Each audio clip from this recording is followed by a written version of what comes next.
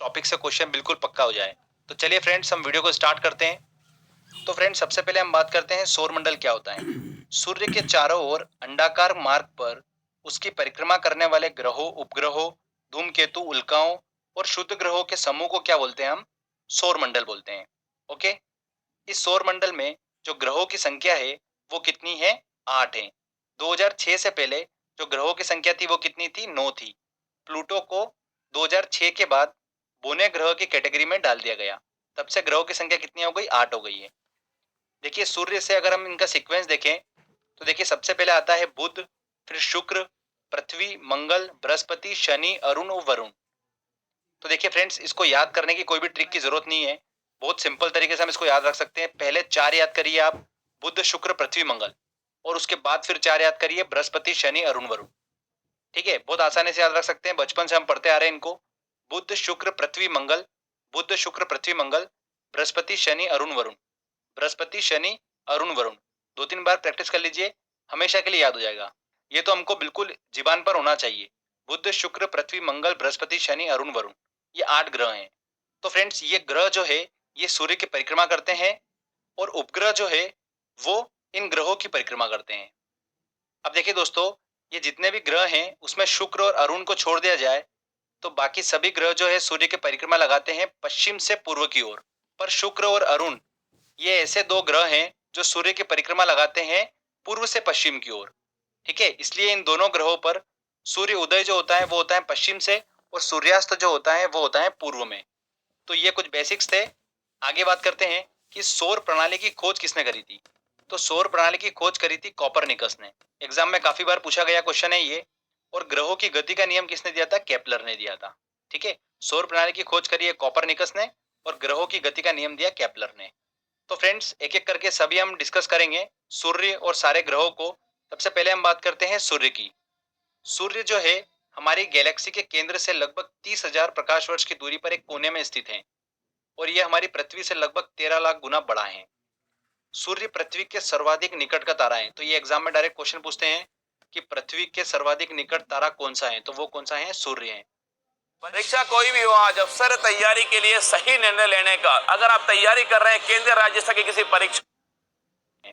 सूर्य एक तारा है। ठीक है, सूर्य एक गैसीय गोला है जिसमें हाइड्रोजन जो होती है वो 71% है, और हीलियम जो है वो 26.5% है। सूर्य पे हाइड्रोजन 71% है और हीलियम 26.5% है, और अन्य तत्व है इस पे 2.5%। सूर्य के केंद्र पर हाइड्रोजन के 4 नाभिक मिलकर एक हीलियम नाभिक का निर्माण करते हैं। ये ऑलरेडी मैं आपको फिजिक्स के लेक्चर में बता चुका हूँ। इसके केंद्र पर नाभिकीय संलयन की क्रिया होती है जो सूर्य की ऊर्जा का स्रोत है। ओके। सूर्य की जो ग्रेविटेशनल पावर होती है उस कारण से ये ग्रह और अन्य पिंड जो होते हैं वो इसकी परिक्रमा करते रहते हैं। सूर्य लगातार जो होता है वो अदृश्य अवरक्त किरणें, पराबैंगनी किरणें, एक्सरे, गामा किरणें, रेडियो तरंगे के रूप में क्या करता है? ऊर्जा का उत्सर्जन करता रहता है। सूर्य के प्रकाश को पृथ्वी तक पहुंचने में कितना समय लगता है? 8 मिनट 16 सेकंड का समय लगता है। कितना समय? ये भी डायरेक्टली एग्जाम में क्वेश्चन पूछा जाता है। 8 मिनट 16 सेकंड का समय लगता है। अब देखिए दोस्तों, एग्जाम में एक चीज पूछी जाती है कि सूर्य में काले धब्बे दिखाई देते हैं, वो काले धब्बे वाले स्थान क्या हैं? तो वो सूर्य के ऐसे स्थान हैं जो प्रकाश उत्सर्जित करने में असमर्थ होते हैं। तो वो किस तरह के दिखाई देते हैं? काले धब्बे के फॉर्म में दिखाई देते हैं। ठीक है, तो ये भी हाल ही में एग्जाम में क्वेश्चन पूछा गया था, तो ध्यान रखिएगा। तो फ्रेंड्स, ये मैंने आपको सूर्य से रिलेटेड सारे इंपॉर्टेंट पॉइंट्स बताए हैं। अब एक एक करके हम ग्रहों की बात करते हैं। सीक्वेंस वाइज हम सारे इंपॉर्टेंट पॉइंट्स याद करेंगे। देखिए, सबसे पहले हम बात कर रहे हैं ग्रह की बुध, जो कि सूर्य के सबसे निकट है। तो देखिए, बुध ग्रह को क्या बोला जाता है? मरकरी बोला जाता है। यह सौर मंडल का सबसे छोटा ग्रह है और सूर्य के सबसे निकटतम है। इस ग्रह पर दिन जो होते हैं वो बहुत ज्यादा गर्म होते हैं, और रात जो होते हैं बहुत ज्यादा ठंडी होती है। मतलब अगर दिन का टेम्परेचर देखा जाए तो लगभग 427 डिग्री सेल्सियस होता है, जबकि रात का टेम्परेचर यहाँ पर क्या होता है? -173 डिग्री सेल्सियस होता है लगभग लगभग। आगे बात करते हैं, बुध सूर्य की परिक्रमा जो होता है वो सबसे कम, मतलब बोला जाए तो सबसे जल्दी से परिक्रमा कर लेता है। 88 डेज में ये परिक्रमा पूरी कर लेता है सूर्य की। ओके। इस ग्रह पर वायुमंडल नहीं है, इसलिए यहाँ पर जीवन संभव नहीं है। बुध ग्रह का कोई भी उपग्रह नहीं है। जैसे हमारी पृथ्वी है, पृथ्वी का उपग्रह क्या है? चंद्रमा है। तो वैसे बुध ग्रह का कोई भी उपग्रह नहीं है। आगे बात करते हैं हम शुक्र ग्रह की, इसे बोला जाता है वीनस। तो friends exam point of view से ये काफी इंपॉर्टेंट है, यहाँ से बहुत बार क्वेश्चंस निकले हैं। देखिए हम बात करते हैं इसकी, यह पृथ्वी के सबसे निकट का ग्रह है। तो डायरेक्टली एग्जाम में क्वेश्चन पूछा जाता है कि पृथ्वी के सबसे निकट ग्रह कौन सा है, तो वो है शुक्र। पूरे सौर मंडल का सबसे चमकीला तथा सबसे गर्म ग्रह कौन सा है, शुक्र ही है।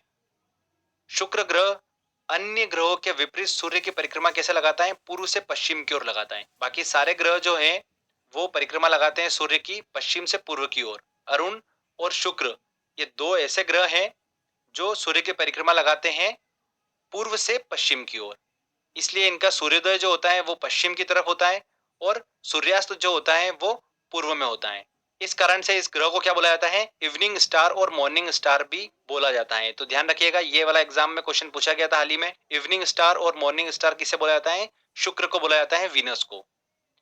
आकार घनत्व जो होता है इसका पृथ्वी के समान होता है, इसलिए इसे कई नामों से जाना जाता है, जैसे कि अर्थ ट्विन, पृथ्वी का जुड़वा ग्रह, या अर्थ सिस्टर, पृथ्वी की बहन।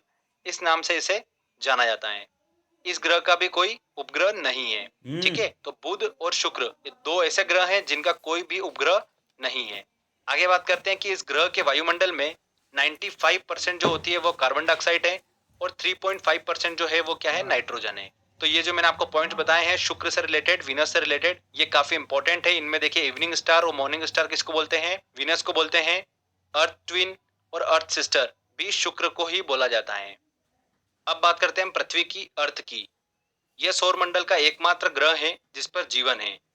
पृथ्वी के विषुवत व्यास मतलब भूमध्य व्यास और ध्रुवीय व्यास के बीच में लगभग कितना अंतर है, 43 किलोमीटर का अंतर है। तो देखिए जो इसका विषुवत व्यास है मतलब भूमध्य व्यास है वो कितना है, 12,756 किलोमीटर है। जबकि इसका ध्रुवीय व्यास है वो कितना है, 12,714 किलोमीटर है। तो फ्रेंड्स इन दोनों का डिफरेंस एग्जाम में पूछ लिया जाता है। तो दोनों का डिफरेंस कितना है, 43 किलोमीटर का इन दोनों के बीच में अंतर है। आगे बात करते हैं कि पृथ्वी जो है वो अपने अक्ष से कितना झुकी हुई है, 23 सही 1/2 डिग्री झुकी हुई है।